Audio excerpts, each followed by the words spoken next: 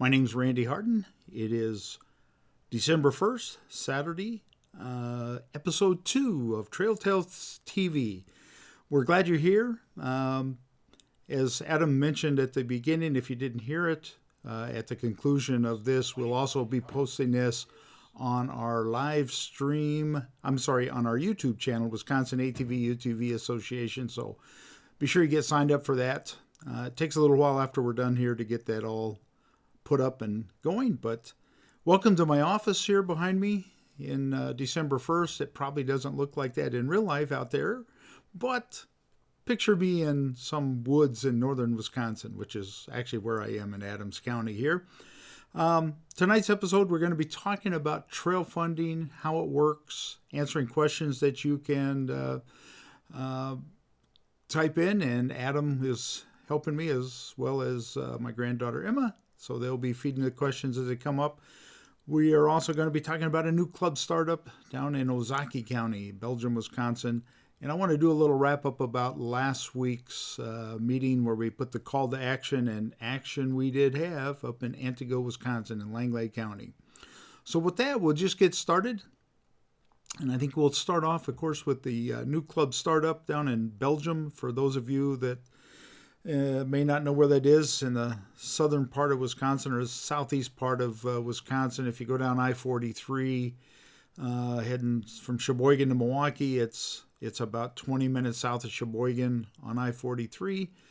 Like I say, just over the line in Ozaukee County. So this club startup is going to happen on Wednesday night, December 12th at 7 o'clock. It's going to be at the Belgium Fire Department. It's on Commerce Street, 195 Commerce Street. And I really am excited for this new club to get started. At this club startup, they're going to talk about come up with a name for the club, its goals, its missions, future activities, officers, things of that nature. Luckily, we'll have some representatives from the Kettle Moraine ATV Club, near the West Bend area and that sort. And of course, our WATVA folks, myself and others may be there, but for sure I will be. So come on down, come on out, come join the fun and be part of something happening in southeast Wisconsin. And I would mention while I was on it, I was at a meeting last week with the Kettle Moraine Club and the Eden Club in Sheboygan County and Fond du Lac County. Been working on a lot of neat things happening. So that's why we're excited to have Belgium and Ozaukee County into the mix. So from there, I wanted to say thank you to the hundreds of people that showed up for this past week's Wednesday vote in Antigo up in Langley County.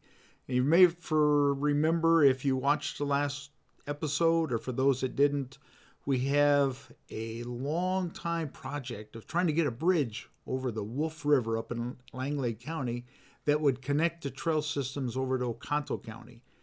It's really a weak link in our trail networks where we hook up. It really has been a challenge for 10, 15 years off and on, trying to find a way to do this. And we finally came up with a way and a means, partnered up with our snowmobile associations up there.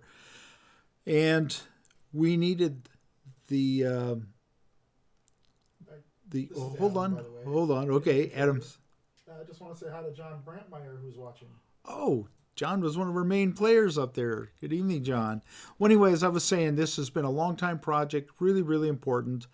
We needed to get people there because this subcommittee or this committee, per se, was going to vote whether to accept the grants that are coming from which we'll talk about later, our ORV fund, which is generated by ATVs and UTVs, and the other half from the Snowmobile Association, or the Snowmobile Registration Program, So this committee was teetering or wavering if they were going to vote to accept these grants, which we were drastically needed to make this work.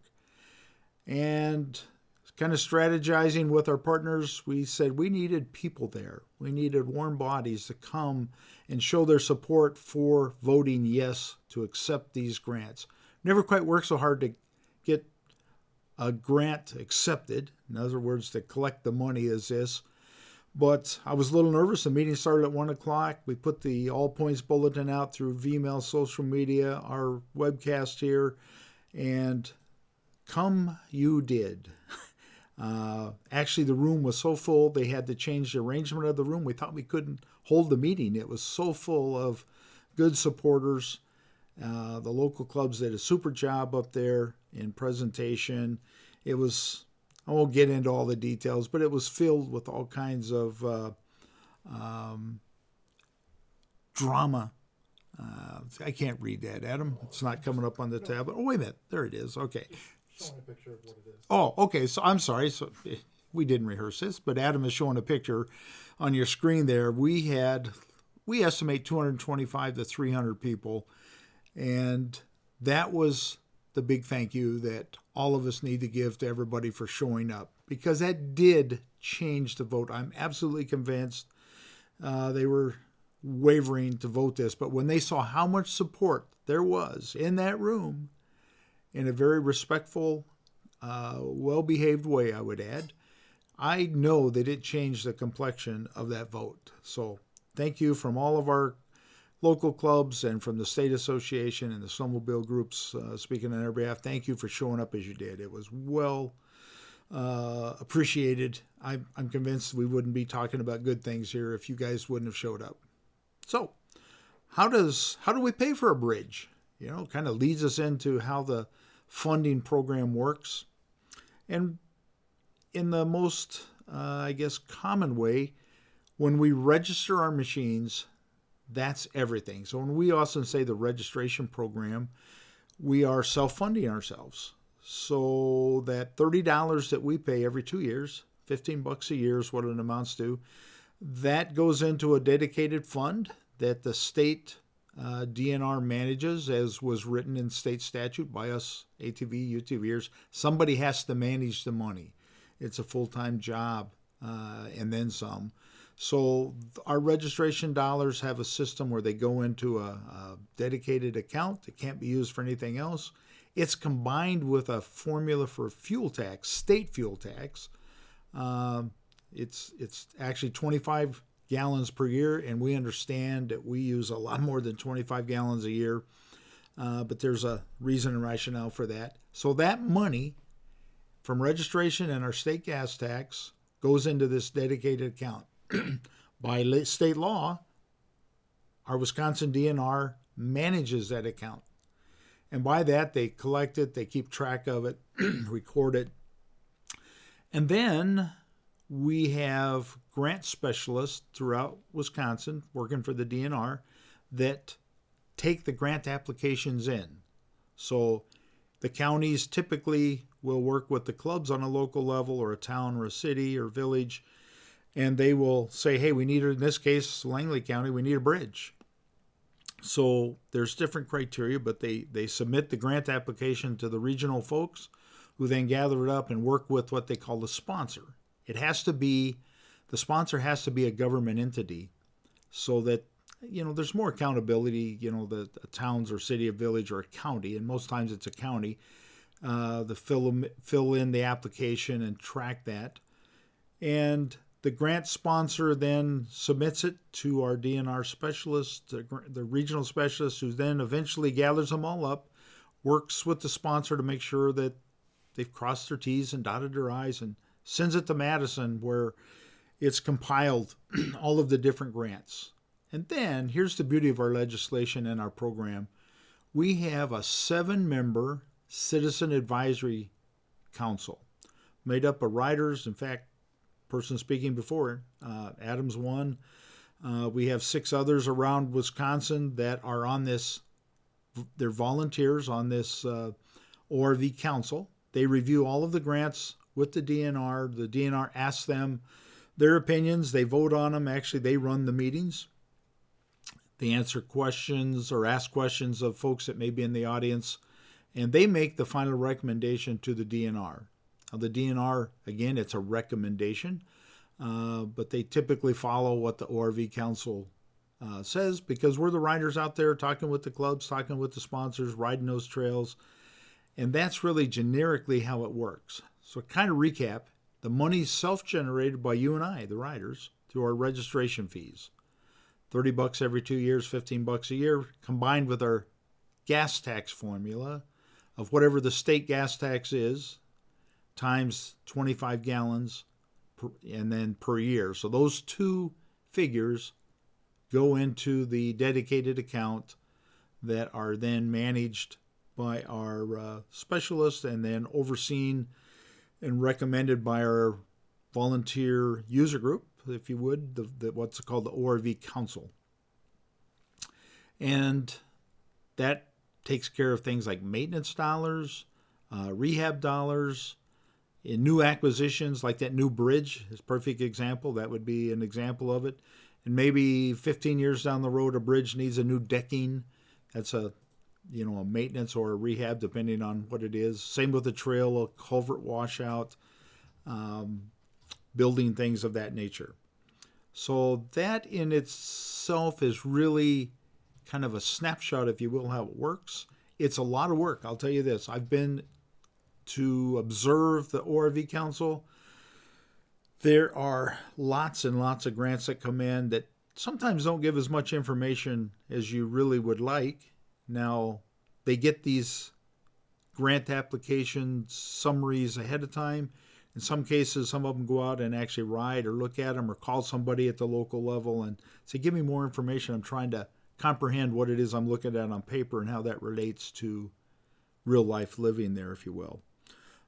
So that's how they make their decisions. It's really sometimes a thankless job because sometimes people don't get what they want and don't understand all the ins and outs of it. But it is something that is very important. I like personally the way it works in Wisconsin because us, the rider group, the user group, really does have much input into this whole thing as far as where the money goes and for what projects.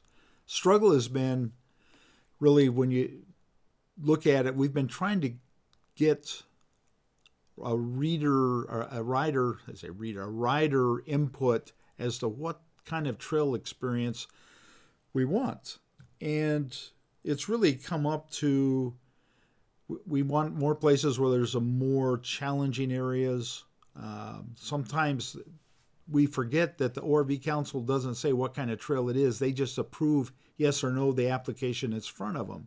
So what we want folks to do and sponsors is to apply for grants that do have a challenge area in it or challenging trail or not so, not all highways or roads and things. I mean, granted, we need a mixture of everything. So that's really one of the things I want to mention. Hey, Rick Welsh, from the Kettle Moraine ATV Club. Good evening. I see you're on the screen there. I'm just going to chime in too. Okay. They can't see me, but I think our next episode, I want to talk about the perfect trail. And there's a perfect trail? That's the key right there. And I'll be on camera next time. But let's talk about the perfect trail. What does that mean and how does it happen? Okay, that sounds good. There's a lot of, when you're making decisions, a lot of interpretation that the ORV Council has to have, as well as the grant sponsors. A lot of these are county forests that, there's logging going on out there. We got to be versatile. We understand that.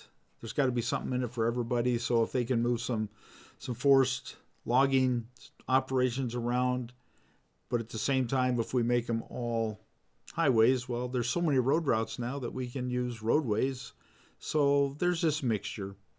I would also mention that while we're talking about funding and how the program works, we also have a winter funding. A lot of people don't realize that. Our summer funding is different on the rate per mile that we pay. So in other words, when the groomers are out in the summertime moving dirt, the maximum maintenance rate per mile is $450 a mile. In the wintertime, if a snow trail allows ATV use on it, they get a mileage from the snow side out of their program, and then on the ATV side, we add another $100 a mile for the snow grooming. If that same trail allows UTVs on it in the 3 months of June, July, and August, at minimum, then they can apply for another $100 if they allow UTVs on it. Now, I mentioned the winter funding because, again, it's a different rate per mile. It's got different stipulations. And on the UTV side, we're looking as a state association to maybe tweak this a little bit where maybe we don't have that provision where it has to have summer use. There's places I know around the state that are just snow trails, and they don't allow it because it might be a crop field in the summer. So we're looking at some things. And all summer we were out going to different meetings around the state to get input from our clubs and folks in those regions as to their particular wants and needs and changes that they may want. So that's kind of how we work that. I guess going a little bit further into funding, I would bring up, just as the DNR state agency over in the grant program manages our money, because professionally there has to be somebody tending to this. It's a lot of work. And there's a lot of responsibilities. Along the way, out of the same program, we have a fund for what's called our Safety Enhancement Program, which many of you know as our Trail Ambassador Program. That's probably the most visible, but it's way more than that. The Safety Enhancement Program is a set of objectives that includes, like that club startup that we're talking about, helping clubs get started, working with towns, cities, villages, working with snowmobile associations, motorcycle groups, other users of the forest and the lands, working with public officials. And the same way there, we have a program where we have to have administrators so that the volunteers that are doing, in this case, the Trail Ambassador work or the other work, that they have a worthwhile experience. It's just not a cobbled together, unmanaged type program. It's a very managed organization. So that is what's called the Safety Enhancement Program. We had got it going. It had been lost for a couple years here back in 2015 to 2017 and up and going again. And so we're really excited to get that. That also coming in 2019 out of that same Safety Enhancement Program, you'll start seeing some welcome centers around Wisconsin. That's due in part to that program being funded again, so we can get those kinds of items out on the trail and interacting with the rider groups. So that's kind of a recap of our funding in just an overview sense. We're going to mention the LTEs and the law enforcement. Yeah, out of that, that's a good point Adam brings up. Our grant folks we mentioned, but also out of our ATV money. Out of our ATV money, there's 9 what we call FTEs. That stands for full-time equivalent positions for law enforcement wardens or enforcement itself. Law enforcement goes internally and distributes those dollars, but they're geared toward, our warden force, our credentials, our accountability there. There's another $500,000, $500,000 that is dedicated to county law enforcement. So we have 9 full-time positions assigned to the ATV program. And then we have another $500,000 of our funds that goes to the county rec officers. So they're out there patrolling as well as our warden force. And that was an important part that Adam made. We fund ourselves both in our trail maintenance and trail development and our program management through our law enforcement and our grant administration. So good point. We're really prideful that we manage ourselves. As I'm watching my lights flicker and wondering what's happening upstairs. Here in my well-lit office, excuse me, what's happening at the other place in the woods behind me? I hope it's not an ATV coming up behind me. Lightning storm. Yeah, lightning, yeah. And maybe that's it. So I guess if there's any questions anybody might have. Why don't we talk about the process of applying, say a club wants to build a trail. Okay. What would the process be for that? Okay, so the club would need to kind of get their act together, and by that I mean figure out what it is you want to do. And I'll use that example. Maybe you need a bridge. Maybe you need some culverts. You have a generic idea of from point A to point B, or if you're going to go in a loop, what it is you want. And then you bring it to a potential sponsor. And again, usually it's a county, not always. The further north you go, it's almost all county foresters. But when you get down here in the southern part of the state, it may be a city, a village, a town, but some government sponsors. So then the next part is find a sponsor that would be interested in writing the grant for you. Sometimes the volunteers can help write the grant in that what the grant's going to say. That's why the sponsor is counting on the club to have the detailed kind of information. And then they submit it again to the regional folks at the grant program at DNR. And then when they eventually get around to the funding meeting that the ORV Council has, usually in August, I'm going to back up. You always have to have your applications in by tax day, April 15th. And that's the cutoff date. And then they get reviewed. And then the funding meeting usually happens in August. So we really count on the clubs to come with the sponsors, or come if the sponsors can't, to answer questions that the ORV Council may have on the minutia. And we, as the ORV Council, will have a meeting in July. It's our pre-funding meeting. Snow Council does this as well, where we review the grants and work with the grant specialists, the regional grant specialists. So if we have questions, that they're answered by August's meeting, so we don't fund anything because of questions. Right, and that's kind of a recent development. I'm really glad the ORV Council has kind of moved to that. So that gives also the ORV Council time to do the research, even if you want to go out on the ground and look at some items that maybe don't make sense on paper, and you can go out and ground truth it, we call it. Yeah, and that's part of our job, to make sure we spend the money wisely and that we're representing the riders where the money comes from. But yeah, we go out there, we check it out, we ride it, we take pictures, we bring it back for the rest of the council members to see. So it's a really good process that we've developed. Right. Nope. And I think it's ever evolving from what I've seen, which leads us back to that's the spring, summer, fall. We often call that the summer projects on the dirt, and then how to better manage our winter. I think we're underserving our winter use because the popularity and progression of the UTV in popularity with cabs, heaters, windshields. I'm talking to a lot of people that said I used the snowmobile and now I use the UTV and I don't have to be as cold. You know, not everybody. A snowmobile is still the best machine over the snow. There's just no doubt about it. But we have to make sure that we're spending, the ORV Council and we as a community are spending our money wisely. Our problem is we don't know how many people are riding in the winter.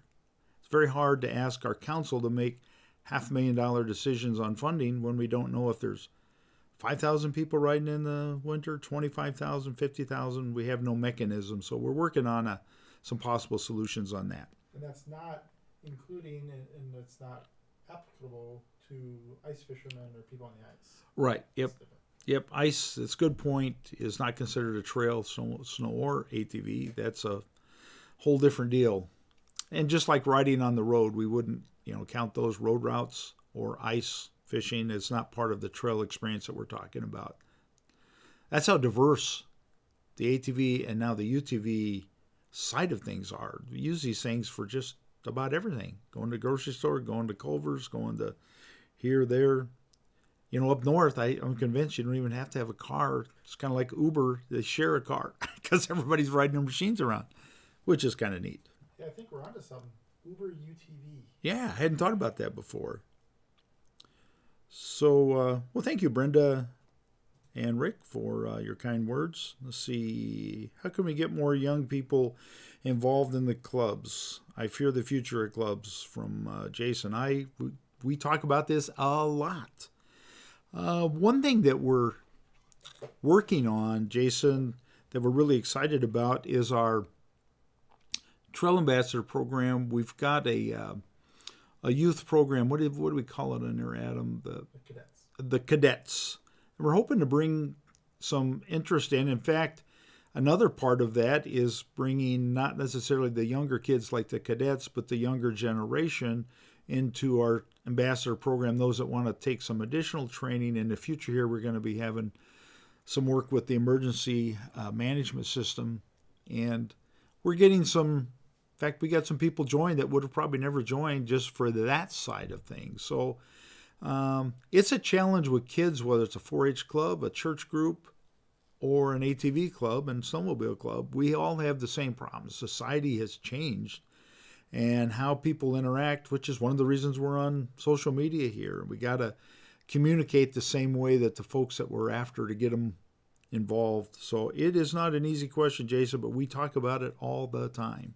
I think one of the things that those of us who have kids do is make sure you involve your kids with everything that you're doing, and make the club part of a family.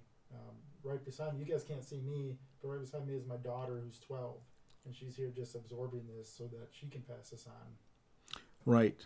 We have another question there. I'll go back to recap the details of the meeting in Belgium. So again, it's Wednesday, December 12th. It's at the Belgium Fire Department, which is, the address is 195 Commerce Street. Belgium isn't that big, but if you look it up on your Google or your GPS, it starts at 7 o'clock. This is a startup. I saw 6 people that have really pulled stuff together. They've done a lot of research. I met with a couple of them, and it's going to be getting input from interested folks. So that's why we got to get people there to show the interest so they can continue. They'll be picking a name, a mission and purpose, future activities, officers, that kind of stuff. So it's on the ground floor. What we always tell clubs when they're starting up, I know I always talk to the Kettle Moraine Club, they bring it up that we really stress that while it kind of leads me into the next question on our screen is how do you get trails?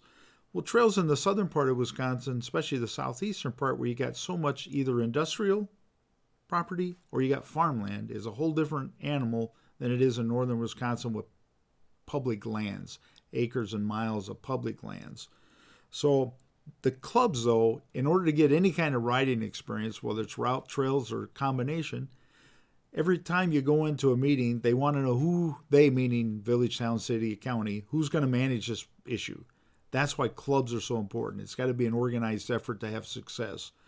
And then when you get into the state forest trails or other ones, that really is one of our mentions here. Is public property has a thing called master plans. And I'll use the Northern Highland in northern Wisconsin, 230,000 acres in 3 counties. They had to change a master plan in order for us to allow ATV use in there. So it was a process, a long process, because it wasn't mentioned before. We now have ATVs in that master plan. And the same would hold true with, in fact, that bridge I talked about in Langley County that was on a fisheries property. The master plan didn't allow for ATVs or snowmobiles on there. So we had to do a variance to the master plan so that we could use that quarter-mile trail to get to the bridge. And the same would be, for instance, on the screen, they asked me about the Kettle Moraine. Master plan has to come up first, and it is coming up in the near future here. So there's a process the state came up with called, all these acronyms, ROA, Recreational Opportunity Analysis. So the Kettle Moraine Club, among others, ourselves and many other clubs, religiously attended these meetings because they had to hear, do ATVers want in this property or that property, whatever that public land is, especially state land. And of course, the example on the screen is the Kettle Moraine. So that's step one, is there's a process for showing interest. There's a process for them trying to gauge what is the supply and demand. Is there enough? And of course, we know that there isn't. I would also tell you that we're working with the state, and we have been for quite a while, and I've got a meeting this coming Wednesday with State Parks and Trails to try and come up with some property in the southern part of the state where we can put a tract of land with trails on it. But it's a long time process that people have to be involved with, and clubs are the key to all of that. And that's why this club topic tonight in Belgium is a perfect example. The Kettle Moraine Club, the Eden Club, the new club in Belgium, what we're going to call it. It needs a lot of local clubs in that area that you're talking about in order to do all the preceding steps to be considered for use on state land or county land. So that's how it is.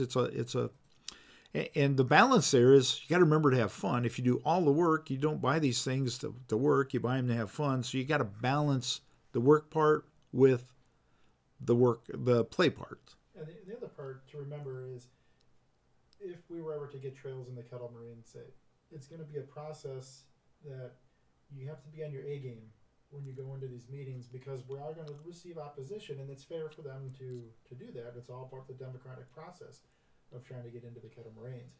I've actually got a screen up here I'm going to show you guys. On the WATVA page, you can actually go to this under trail riding information. It's a snapshot of where all the trails and routes are in the state. All the purple are routes, all the yellow, greenish are trails. But you can definitely notice they're on the northern end, and that's really coming down to the public property versus the private.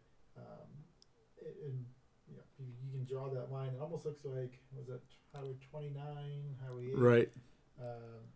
Used to be 8, now it's 29. Yeah. So as you move further south, it's that private property where putting trails on becomes very complex, where state property and county properties are massive when you talk about it. And when you talk about private, a 100-acre farm is actually small compared to what we're dealing with up north. So it's, easements and agreements, and if one landowner doesn't like it, and the Snowmobiles Club are used to that. So, well, Adam, you said a very good part is part of the strategy of a club, besides having fun and doing other things, is to figure out their best spokespersons. Everybody has a good talent. Some people can put the bylaws together, can put a grant together, but maybe they shouldn't be the best at speaking to somebody. So we always try to find people that are able to sell what it is we're trying to get done and make sure that they're the speakers at these kinds of meetings. I've seen projects get torpedoed by having the wrong person doing the presentation. So that's some of what we as a state organization try to help them. I mean, it's got to be their decision, but we try to help them to go through that. And the Kettle Moraine, again, is going to be helping us. They've gone through this, as well as the Eden Club. So hopefully they'll be at that Belgium meeting. But that's why it's tougher in the southern part here.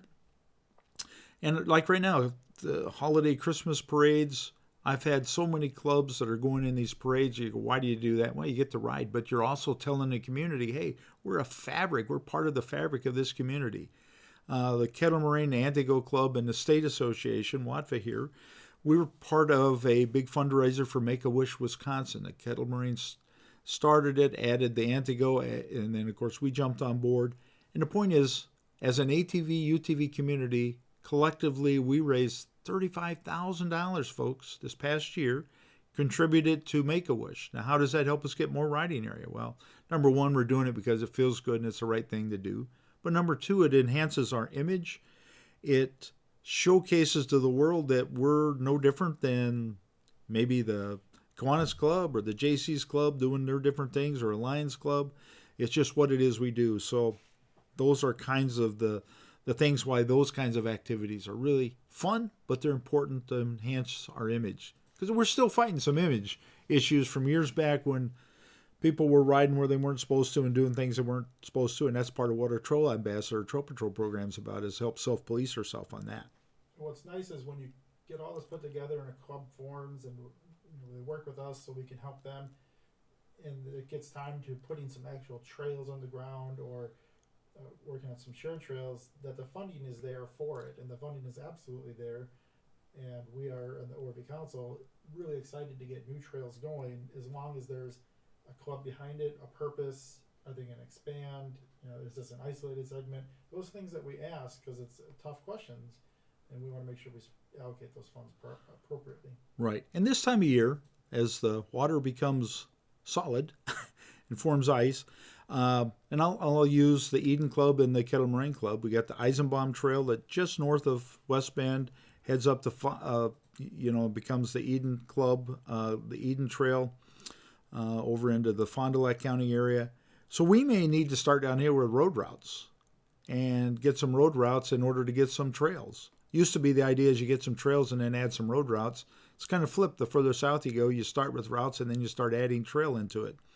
So don't give up on those. And winter trail is what I was saying. So we're coming off the Eisenbaum. Possibly, the goal is work on some routes to get up to Lake Winnebago so that you can get actually up to Appleton in the wintertime anyway. So that's the start. So we have any more questions? These are all great inputs. I appreciate everybody here. We've gone to our half an hour. Shout out to Mike Bees. Oh, Mike jumped on? Yeah. Didn't see him there. Hey, Mike, he was out. I saw he had his Honda UTV, got it pretty muddy today, but like many of our groups, they're a snowmobiler and an ATVer. He was out putting some signs up for the snowmobile club he's part of today, and it's not a good day to be outside doing anything. So, buddy, you got to clean that baby up now. Speaking of clubs, what is the funding mechanism for grooming, and how does that work? Because it's not the same throughout the state. Well, it's a maintenance. Yeah, it's a maintenance issue, and there's a per mile rate that I talked about, but there's a chart, if you will, of type of equipment, how many horsepower, if it's a tractor or a groomer, the type of equipment you pull, and then for the driver, there's a rate for all of those that's built into that you on the ORV Council look at. DNR kind of lines it up. You guys approve it. So there's a rate per mile. There's a rate for the grooming equipment. There's a rate for what you're grooming with, and then the driver itself. And in almost every case, the volunteers take that money, pop it back into the club account in almost every case. And that's what they use because the clubs have to buy or lease the equipment. That's not part of the grant deal. You just get the per mile. So when when the groomer's not moving, it's costing lease payments or payments to buy them. So. And that's the important part about clubs is a lot of people don't realize who actually takes care of the trails. Now, there's some counties that do it on their own and they're really good at it. Right. But there's plenty of places in the state that the trails would fall apart without the clubs because they're passionate. They're part of the community and the county. They work with the county, and that's the important part. That they have the tools and the funding needed to work on those trails, and it's just it works. It's a really nice partnership. It does. Sometimes you should go if you think about belonging to a club. Maybe you live in the South, and many of you belong to a club in the North, and you can't get up there during the week. But they're wanting people. I know Adams jumped in the groomer. In fact, Emma was in a groomer, our granddaughter, up at the Dungood Club.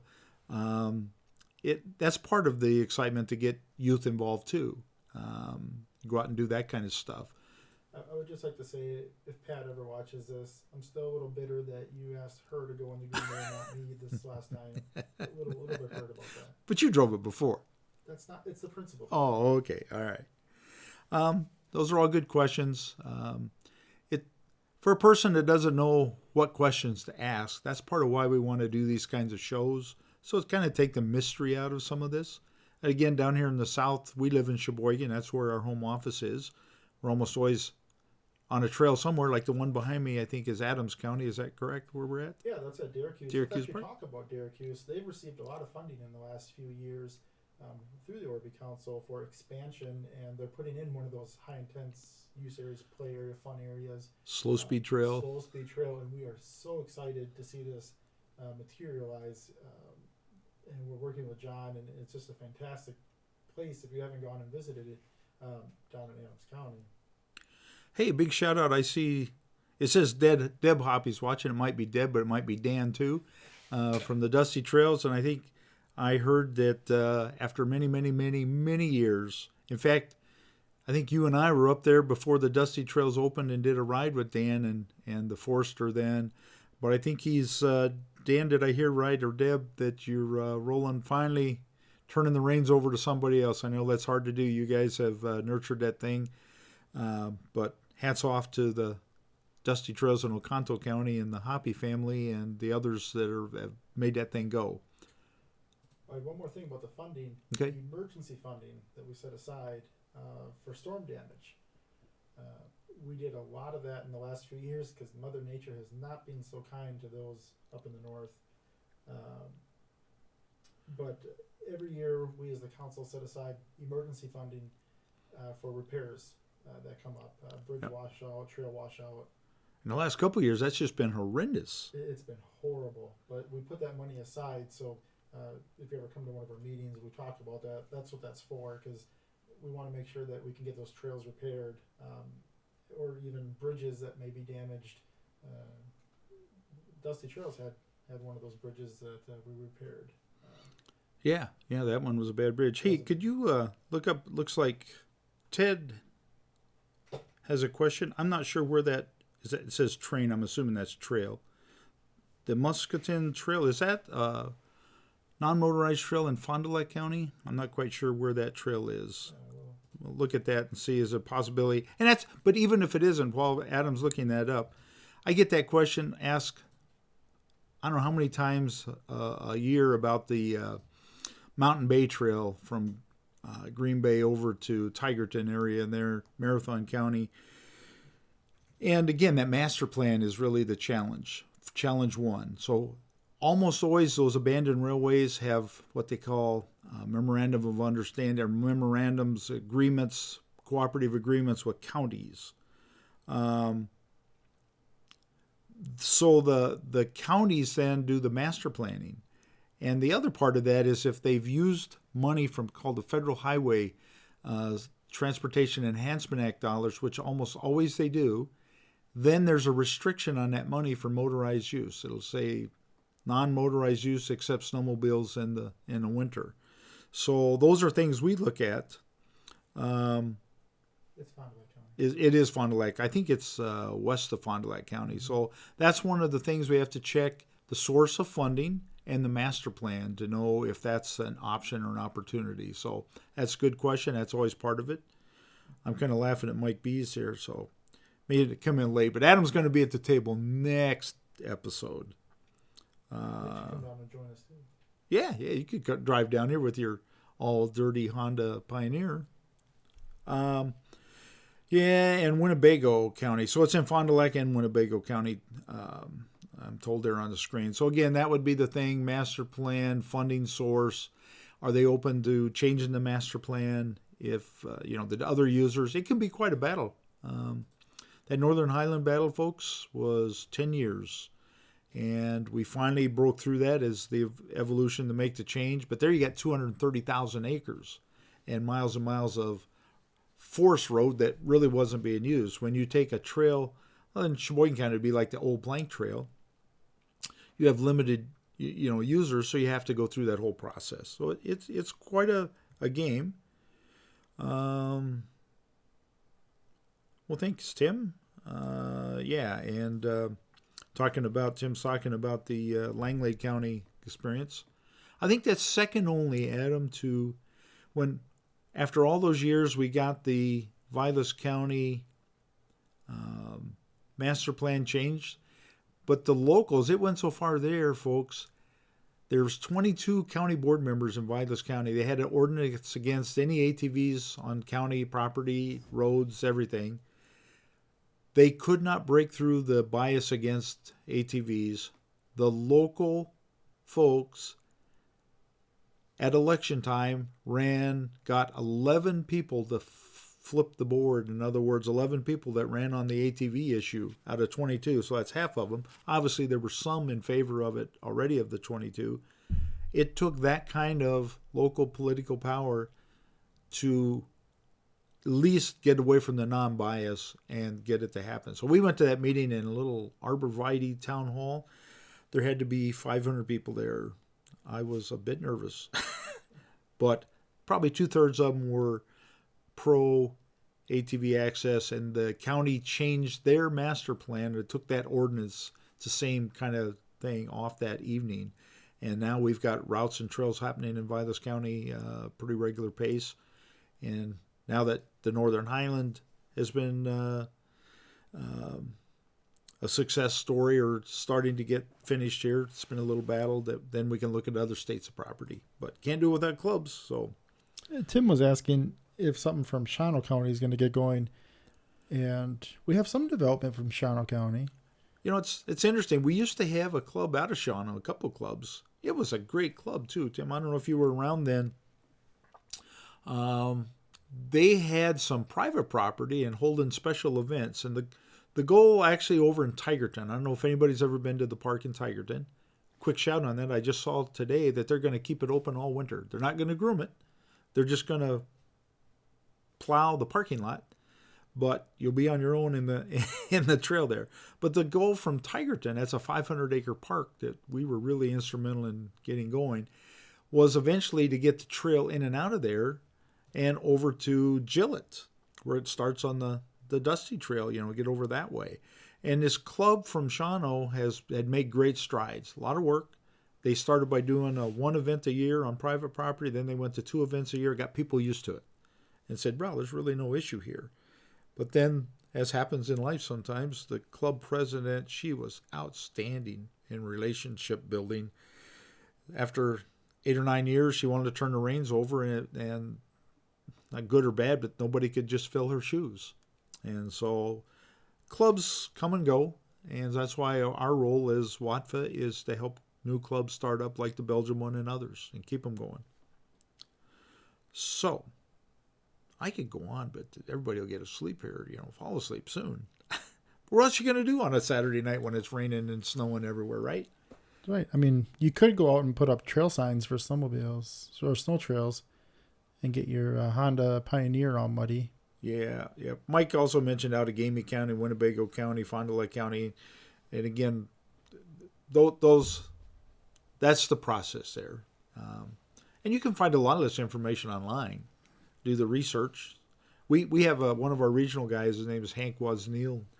It's not his official title, but I call him our research analyst. He is digging into stuff all the time, and that's the kind of stuff you have to do to see if you can make a change or affect a change. But part of our hard, fast rule is you can burn yourself out if you don't remember to have fun. So the whole idea of this thing is to have fun, go on rides, socialize. Remember to step back once in a while so you don't look at it as a all negative thing. Because I've had good friends that actually have gone mentally. It's just strained them. So you got to know when to back away a little bit, and that's why you get a bigger group of folks to vent with and share and come back with different strategies. And I always say it's kind of like playing a chess game and a poker game at the same time. And sometimes they change the rules while you're playing the game on getting master plans changed and whatnot. All right. Well, I think that's it for us. It's been great with everybody again. Adam will be putting this up on our YouTube channel probably an hour or two, something like that. It has to do its thing. So share that with your friends that couldn't watch this live, and we'll go from there. So thanks again. Signing off episode 2, and next week Adam will be with us, me at the table here, as our 12-year-old is going to be part of our production crew. I'm looking over there at my granddaughter. All right. Thanks. See you soon.